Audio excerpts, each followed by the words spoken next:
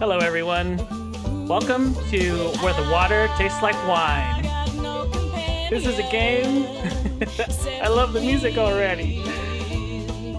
This is a game where it's a narrative adventure game about traveling, sharing stories, and surviving the manifest destiny. Featuring hand-drawn illustrations, and as we wander across a folkloric Depression-era United States at their own pace, meeting strangers who get to share their own stories, and through their unique and collecting unique stories, which can be retold to unlock new interactions. That said, let's get in.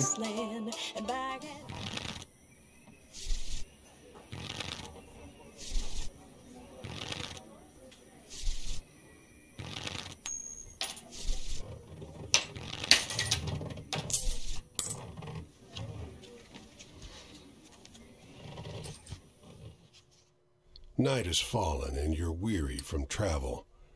Stars fill the sky above, and in front of you is a brightly lit wooden house, the only building you've seen for days.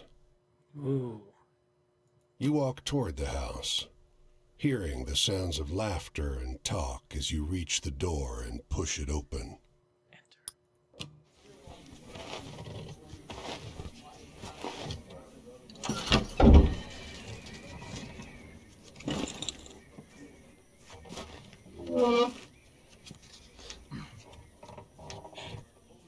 You sit down and join the game.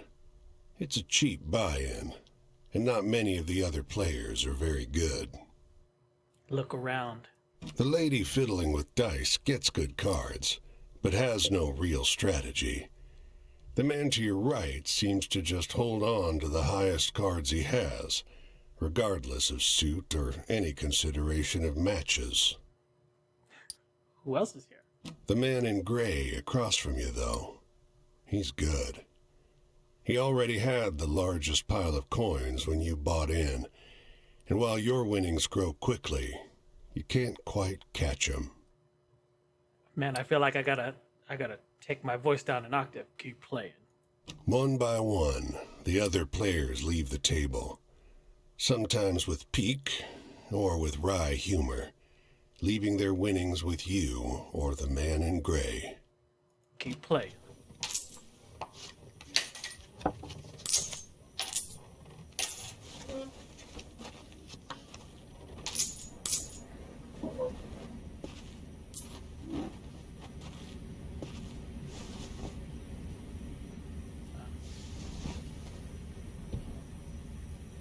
Finally, it's just you and the man in gray.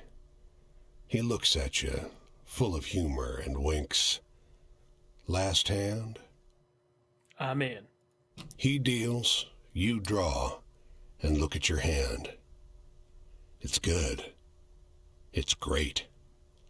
The best hand, in fact. A royal straight flush. Spades. Aces high. Nothing can beat. But the man in gray pushes forward his whole pile. You're not sure exactly how much it is, but it's more than you've got. You can't match that. Fold. The man in gray stops you. Now, if you like, I'll let you wager your word. I know you'll be good for it. Just promise you'll pay the debt, however I ask. Check my card. Yep. 10, Jack, Queen, King, Ace. All spades. You have my word. The man in gray smiles. All right, then. I'll call. Show.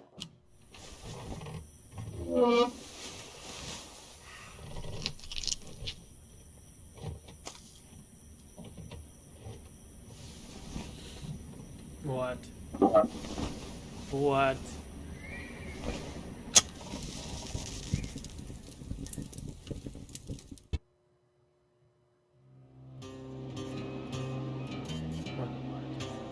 Well, your luck wasn't so good, was it? That's quite the hand, but not for the game we're playing. I'm afraid you owe me.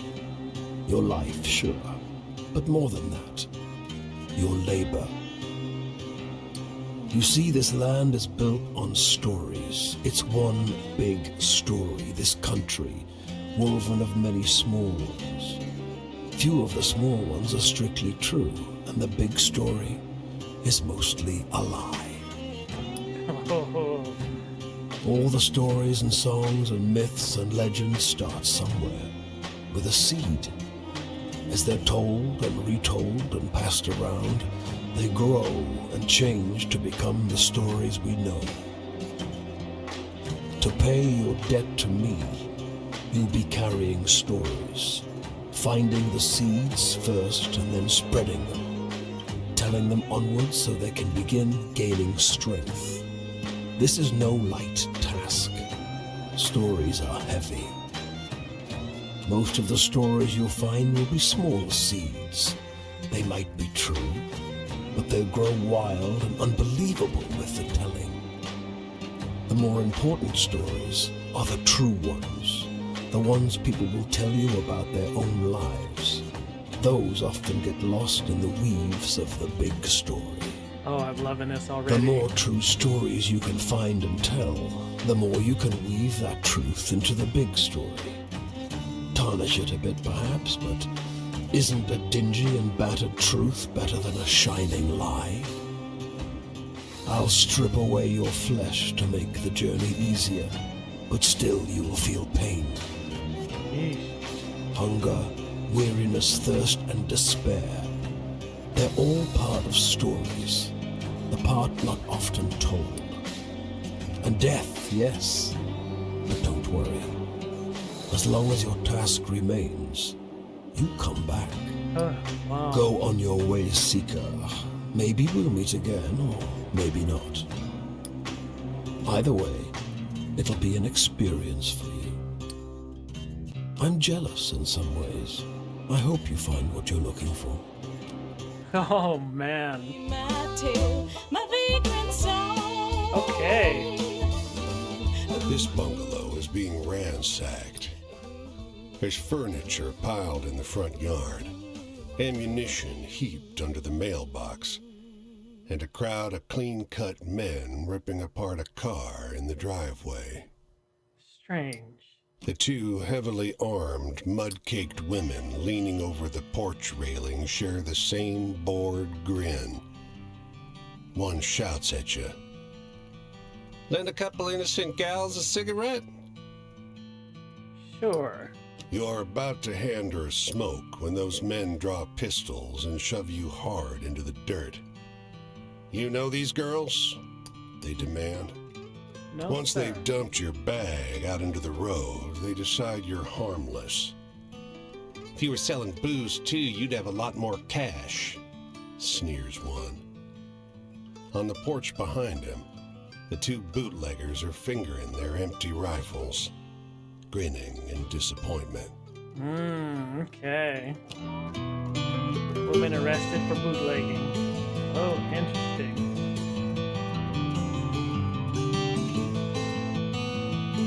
Listen to that guitar, man.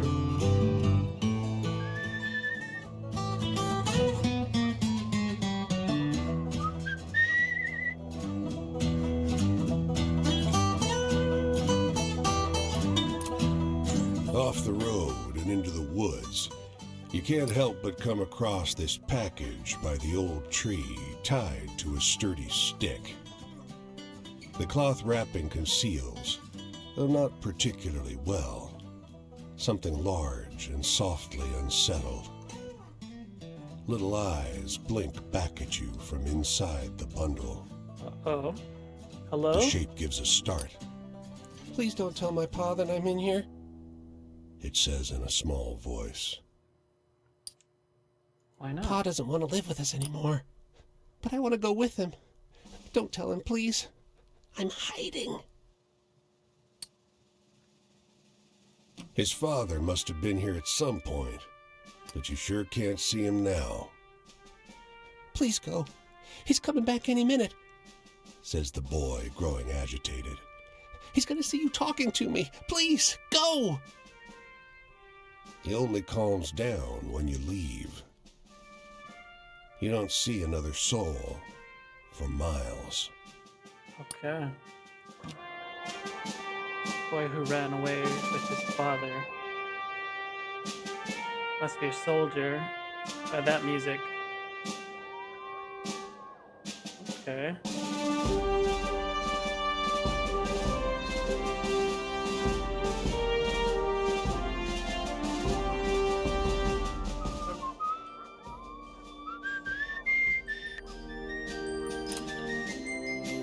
You come across a girl picking wild blueberries. She smiles and greets you. Anin. She offers you some from her birch bark basket. Oh, what is... That's neat. You reach in the basket for blueberries, but pull out a handful of small, smooth stones. All the colors of the rainbow. The snickering girl runs into the trees as fast and light as a rabbit. Yeah, I'll drop this. The stones tumble from your hand and hit the ground, instantly turning black as the night. Your heart leaps in surprise. How strange. Huh. You girl with the strange stones. How interesting. Okay, so I don't see any landmarks. Burlington. Alright.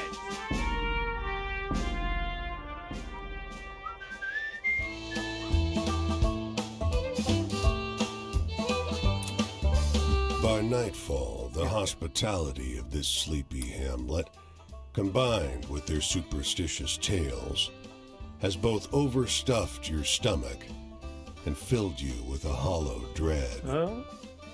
Folks say these woods are full of apparitions, witches, and worse. You curse yourself for getting on the road so late. Uh-oh. Walk on. In the moonlight, every valley and hollow at the feet of the Tappan Zee seems like a stolen shred of the abyss itself.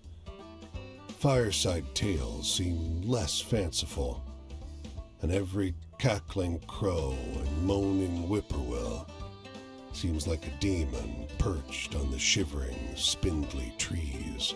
It's crazy because almost everything said in that phrase, I'm like, what are those words?